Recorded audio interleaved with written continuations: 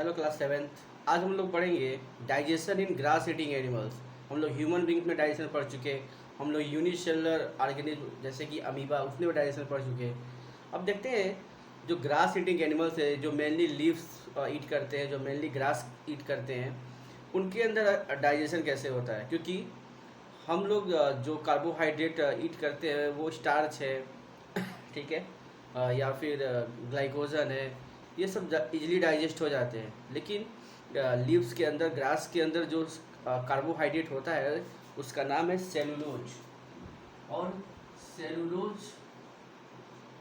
जल्दी डाइजेस्ट नहीं होता।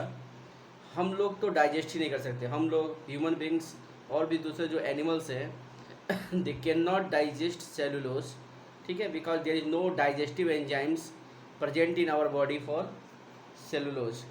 तो सेलुलोज के को डाइजेस्ट करने वाला कोई भी एंजाइम हमारे बॉडी में है ही नहीं, इसलिए हम लोग सेलुलोज को डाइजेस्ट नहीं कर सकते। लेकिन जो ग्रास ईटिंग एनिमल्स होते हैं, जो लीव्स खाते हैं, ग्रास खाते हैं, उनके स्टमक में कुछ बैक्टीरिया होते हैं।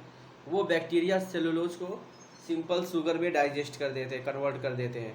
यानी सेलुलोज के डाइजेशन के लिए जो ये रूमिनेंट्स होते हैं, सॉरी, जो ग्रास ईटिंग एनिमल्स होते हैं, वो क्या करते हैं, सेलुलोज को सिंपल शुगर में कन्वर्ट कर देते हैं। तो इनके अंदर कैसे कैसे ये होता है, सब कुछ हमको 5 स्टेप्स में पढ़ना है, जो हम लोग किसी भी एनिमल्स में पढ़ते हैं। Ingestion, digestion, absorption, assimilation and egestion. सबसे पहले अगर हम इंजेशन की बात करें,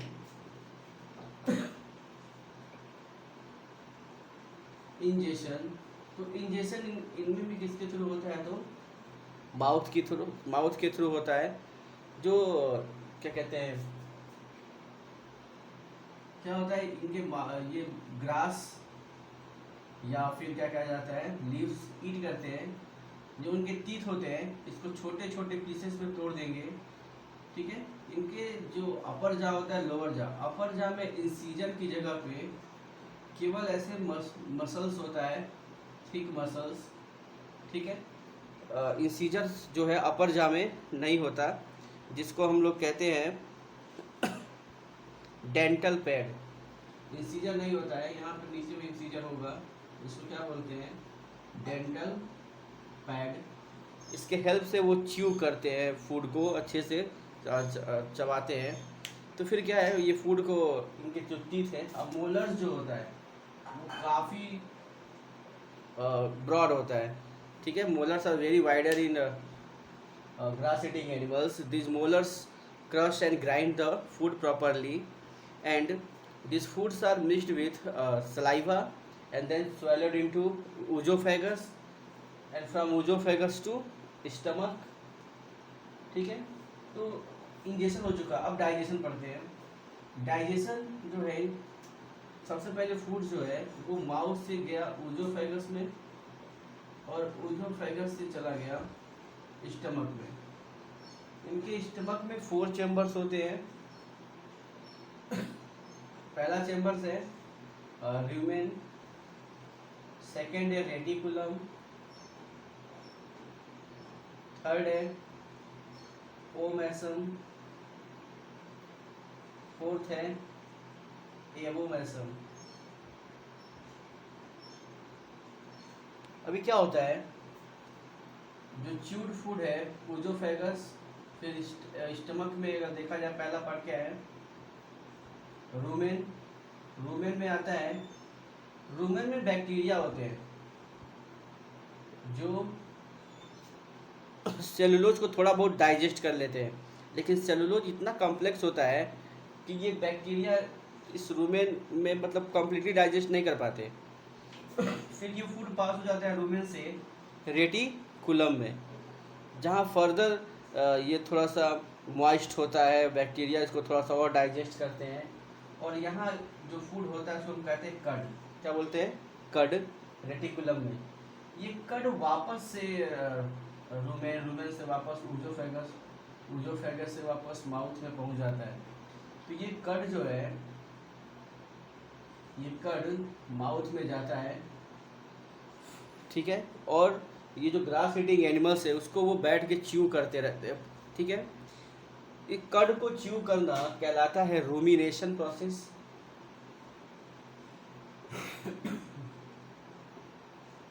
रूमिनेशन प्रोसेस कहते हैं। और ऐसे एनिमल्स जिसमें रूमिनेशन होता है, जो ऐसे चबाते रहते हैं, पगड़ी करते हैं, देखे होंगे काऊ, बुफेलो, गोट, उनको ऐसे एनिमल्स को हम लोग कहते हैं रूमिनेंट एनिमल्स कहते हैं। ठीक है, तो कर्ड च्यूइंग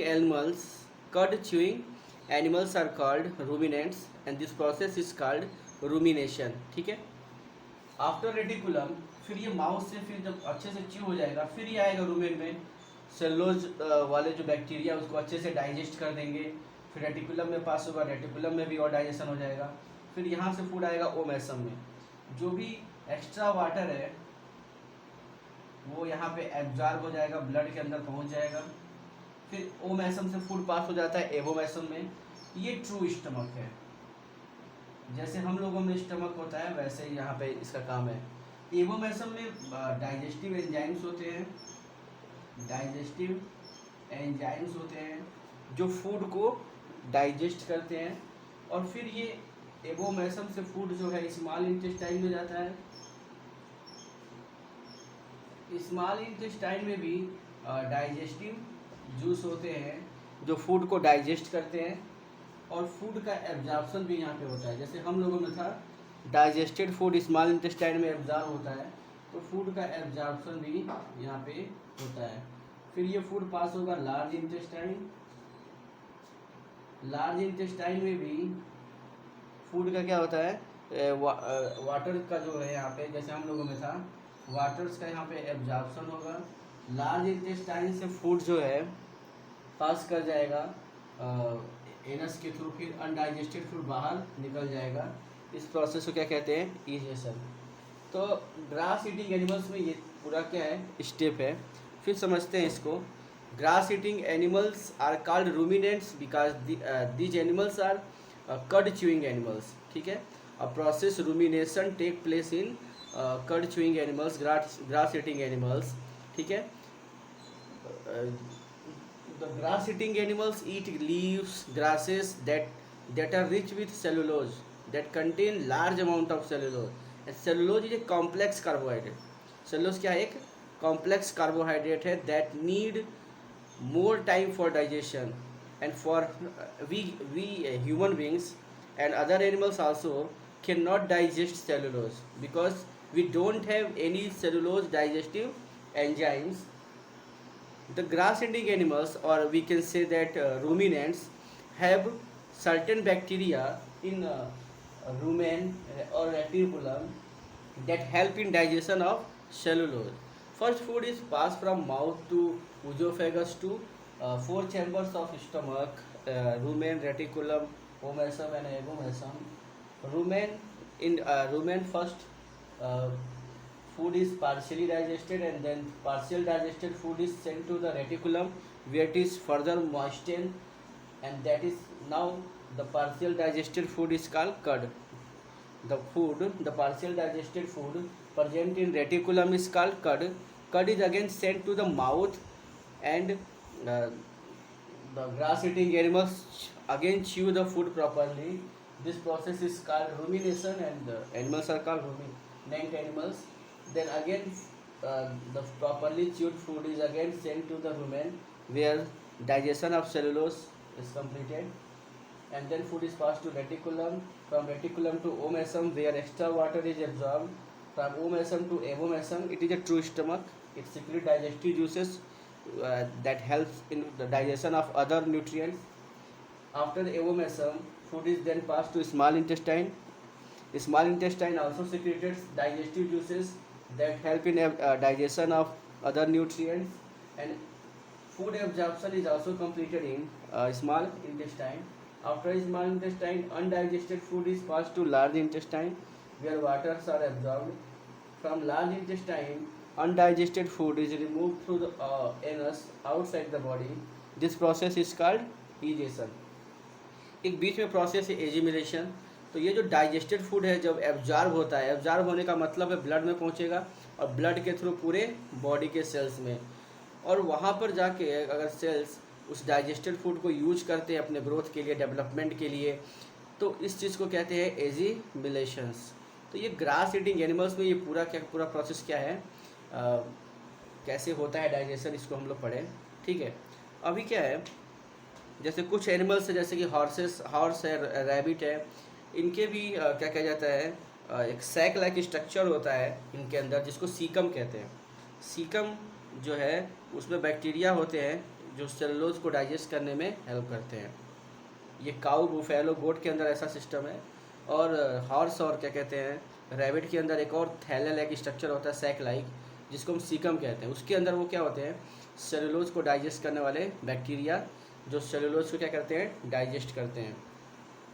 कुछ रिसर्च वर्क में ये आया है कि जब ये काऊ जब सेलुलोज का डाइजेशन होता है तो एक मीथेन गैस निकलता है बाई प्रोडक्ट के रूप में। मीथेन गैस क्या कहते हैं, उसमें भी होता है सीएनजी सिलेंडर में। ठीक है, अब ये मीथेन गैस जो है, ये गैस जो है ग्लोबल वार्मिंग काज करता है। ग्लोबल वार्मिंग मतलब जो ये हमारे अर्थ का सरफेस का टेम्परेचर बढ़ता जा रहा है। पहले कभी भी 35 से ज़्यादा नहीं होता था, 40 से ज़्यादा नहीं होता था टेम्परेचर, अब 45 होने लगा है, 47 होने लगा है, 48 होने लगा है टेम्परेचर। तो ये ग्लोबल वार्मिंग का रिजल्ट है। तो मीथेन गैस की वजह से, CH4 की वजह से ग्लोबल वार्मिंग होता है, जो कि काऊ के स्टमक में बनता है।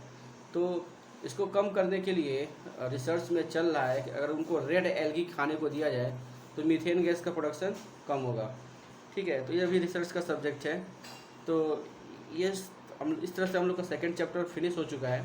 ठीक है, और अगर कोई भी डाउट हो सेकंड चैप्टर में कहीं भी, तो आप कमेंट बॉक्स में या फिर व्हाट्सएप के थ्रू हमको पूछ सकते हैं।